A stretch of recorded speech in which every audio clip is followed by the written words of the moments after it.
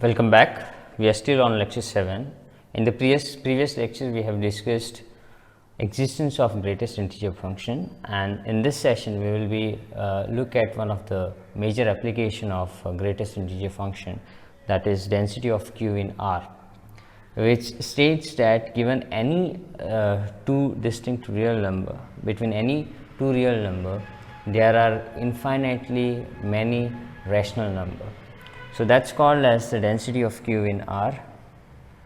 So we stated as theorem 1.7. This is the seventh theorem in this chapter. We call this as density of rational Q in R. So it says that given A and B in R with one is strictly less than other, A is strictly less than B, there exists rational R in Q such that A is strictly less than R, strictly less than B. So between any two distinct real number there is a rational number. So and in fact you can actually generalize this by saying that not only one but you can find infinitely many rational number, because the interval A and B, A comma B is a countable set. It's an uncountable set. So we have a proof for this, and to prove this we use Archimedean property as well as we use the previous theorem, that is greatest integer function. So how do we use this? Okay, so what is given? A is strictly less than B. So we will see what is the positive quantity over here. So if A is strictly less than B, we can say that B minus A is strictly positive. Okay, now we use Archimedean property, that version of Archimedean property which is mentioned for x positive, 1x positive. Okay, so given x positive, we say that 1 by x cannot be an upper bound. That is theorem 1.4 if I am not wrong, which is discussed in lecture 6. Okay, so therefore by Archimedean property it's very important to mention it, although it's an corollary of Archimedean property. It is deduced from Archimedean property, and so we can call it as an Archimedean property. So Archimedean property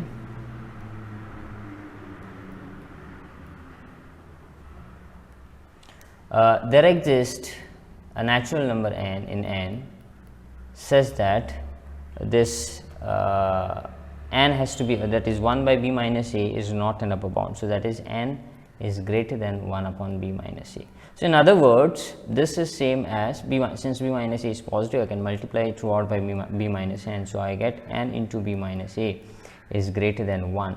And so you get the relation between NB and NA. In fact, the distance between NB and NA. This clarifies that NB minus NA is greater than 1.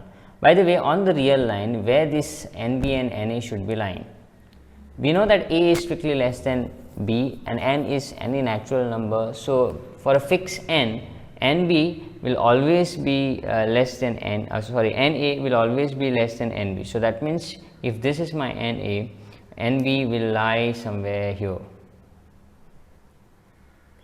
And one thing geometrically it's very interesting to observe that, see, the difference NB minus NA is strictly greater than 1. So this difference will be greater than 1 unit, Okay, now how do we use the greatest integer function? So for this NA, this is NA, this is a real number. For this NA, this is we can find an integer such that, a unique integer such that this NA lies between that two consecutive integer. So I'll call this as box of NA over here, that will lie to the left of NA, and box of NA plus 1. So if you see the distance between these 2 points, it will be exactly 1, and that's the reason this NA plus 1 has to lie in between this NA and B. And in fact we are going to prove that this NA, I mean this is greater than, or this is greater than NB. So that we will look at it, but geometrically this is how it should look. So if I call this as K, and this would be same as K plus 1. Okay. Now what is the idea? We have this box of NA is less than or equal to NA, which is less than or equal to NA plus 1. Okay, this K plus 1 I would again call it as some integer m, because it's an integer if K is an integer, K is a natural number in fact. So this I would call it as m. So our aim is to produce a number of the form, say P by Q in between A and B, right? So from here what do we observe is that we observe that this NA is strictly less than, it has to be, it might be equal to K, so that's the reason I don't want to take this K. So but this NA is strictly less than M. Okay, and from this picture itself, because the distance of NA and NB is greater than 1, this M has to be strictly less than NB, and from here you can see that we get a number of the form P by Q, and that's which is the number you just multiply throughout by 1 by n, and you can see that A is less than M by n less than B. So that is the number. So there is a rational number M by n in between this A and B. Okay, so only thing by definition it will, by definition of greatest integer function, it will follow that this NA is strictly less than M. This is our main aim now, this is our task.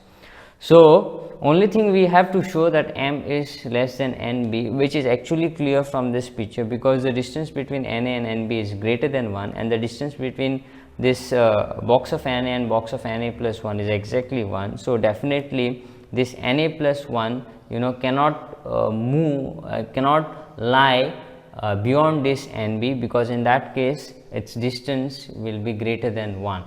Okay, so that's the reasons we should have this M strictly less than NB, and all this thing now we need to put in words. So I'll call this as star, because again I would be using one of my favorite method to prove that this NA is less than M, that is using contradiction. Okay, so let K be equal to box of NA, okay, and M be equal to K plus 1, or that is same as box of NA plus 1. So by definition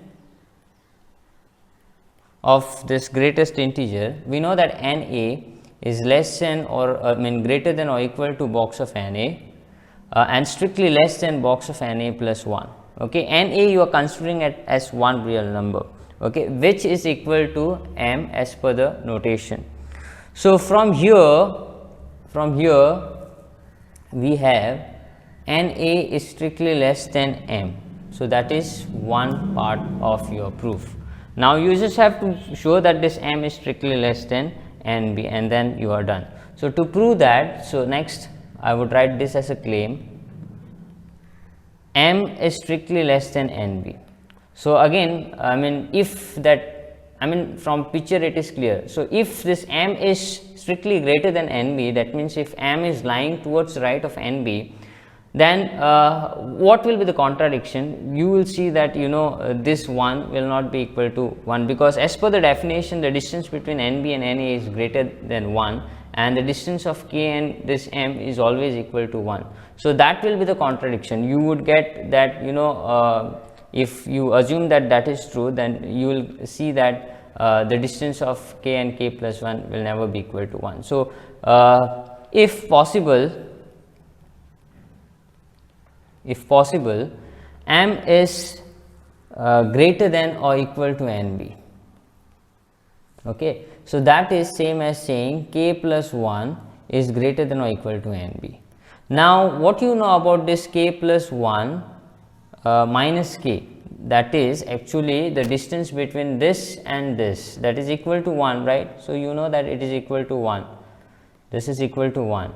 But from here now, whatever you have assumed, k plus 1 will be greater than or equal to NA, and you know that minus k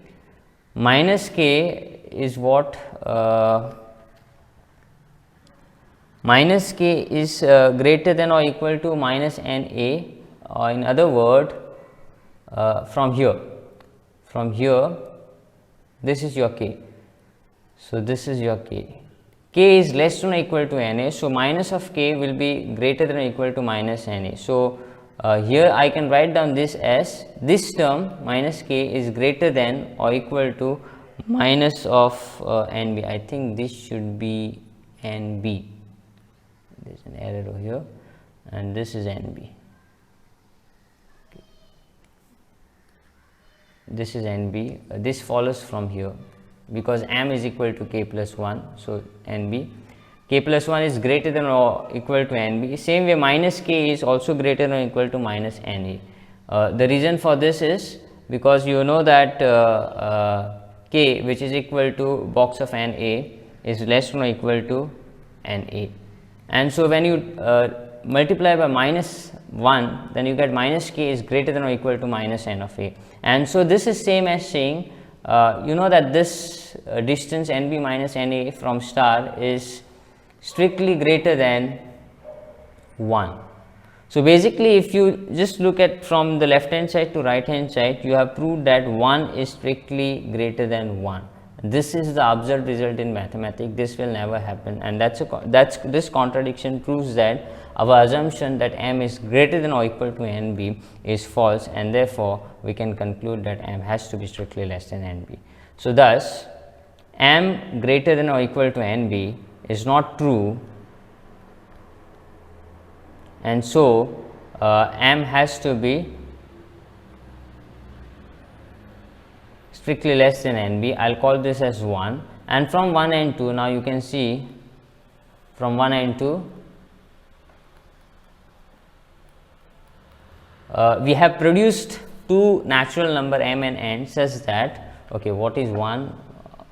1 is same as Na less than m, which is less than Nb from 2, and so we have A is less than m by n, which is less than b. Here this m by n is the required rational number, as you can see that m is equal to k plus 1, which belongs to integer, and n is a natural number. So, n is non-zero integers, and so this m by n is, so this is s. So, this m by n is a rational number, and so we have proved that there is a rational number lying in between a and b, hence we have proved the theorem, hence the theorem. So, there is one again important corollary from that is deduced from this theorem, which says that given two real number, there lies infinitely many irrational number too. So, that actually deduced directly from this. I would take this as corollary. It says that given a comma b in R, with a strictly less than b, there exists t in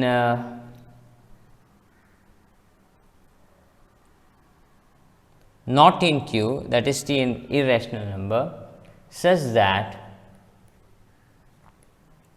a is less than t less than b. So, we need to find out this t or irrational number such that a, at least one such which lies in between a and b.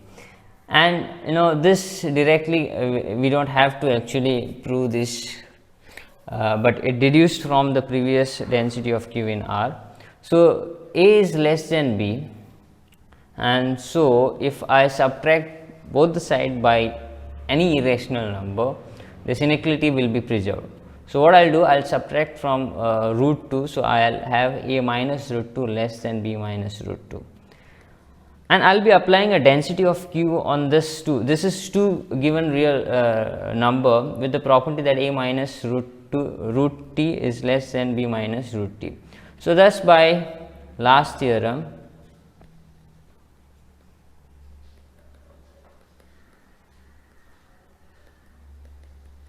we have there exists a rational number r in Q such that a minus root 2 is less than r, which is less than b minus root 2.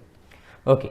Now, if this is true, then where does this a lies in? So, that is, if I add both the side by root 2, then I will get a is less than r plus root 2, which is less than b.